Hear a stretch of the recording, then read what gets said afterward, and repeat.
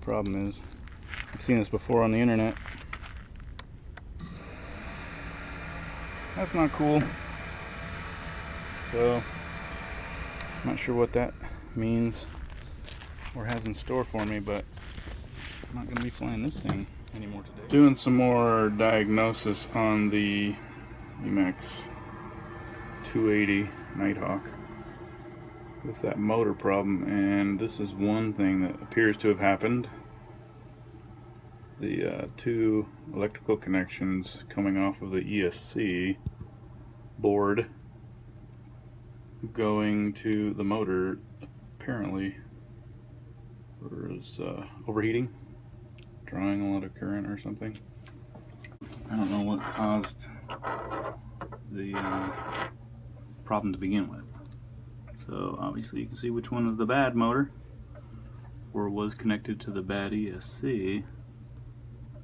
And yeah.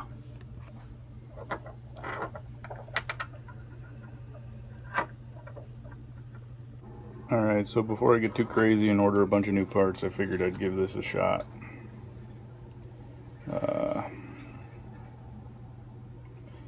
Cleaned off the charred connector. See that one I peeled back. Scraped it clean.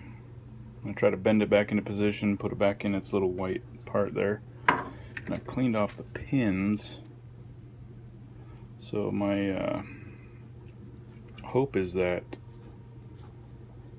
for some reason there was a bad connection there, and that's what caused such a high, like a high draw, because there's no damage on that back side of those pins.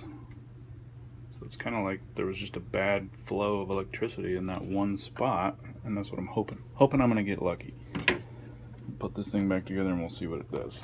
Alright, so we're connected again. This is gonna be awesome if that's all it needed was a clean connection.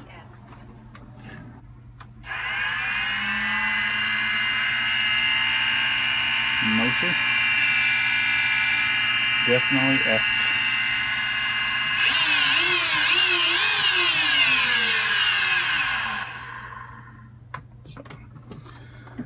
And I did try to calibrate the motors once again through Betaflight, and to no effect. Alright. Okay, we have swapped the motors around to hopefully isolate that it's not a motor issue and instead a ESC issue. Let us find out. Low battery.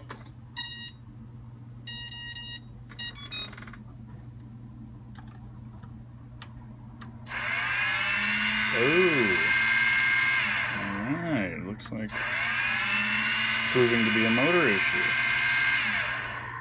Very interesting. Huh. Okay, well, we'll dive into this motor a little bit and see if there's problems there. Alright, very, very interesting. Show you what I've done by cleaning the connections, but as you can see,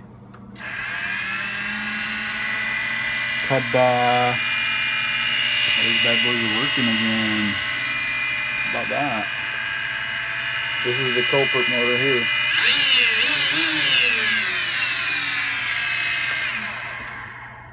That's pretty unbelievable.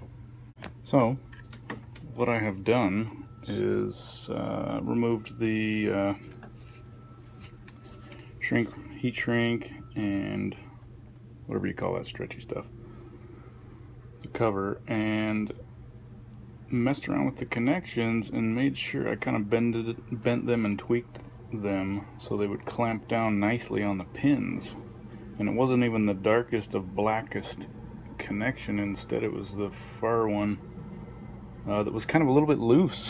So those little tin connectors that slide into here can be kind of weak a little bit, not a lot of crimping force clamping down on the pins, so obviously that's going to give a poor connection.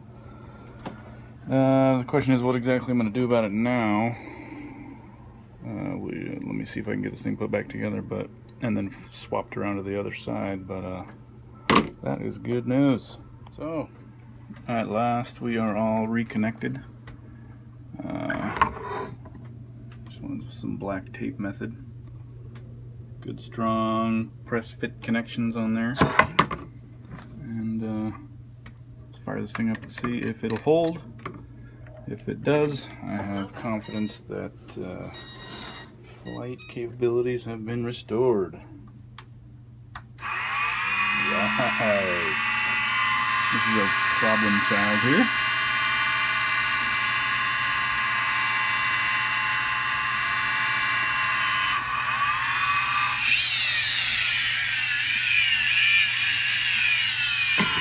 Most excellent.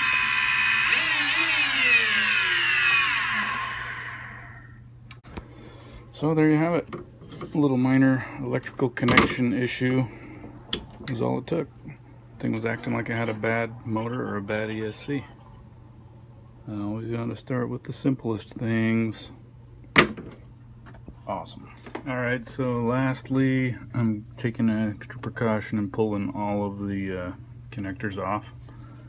Removing the white plug end. And what I mean by clamping force is that inner tab needs to be bent up, which you'll see if you open these type of connectors up. And these two overlapping little grips that come down, you just want to make sure that those are closing down as tight as you can on your pins. It looks like this one's already a little bit loose, so I'm going to tighten all those up and hopefully avert those problems in the future. I got super lucky though that it didn't just give out on me in mid-flight real quick. Since this is somewhat of a how-to video, in case there's anybody who has never pulled these ends off or is semi-new to electronics, it's pretty simple. Just take your little fine tip screwdriver or safety pin or something like that, press down on these tabs and then slide it off. That's all it takes to get those out.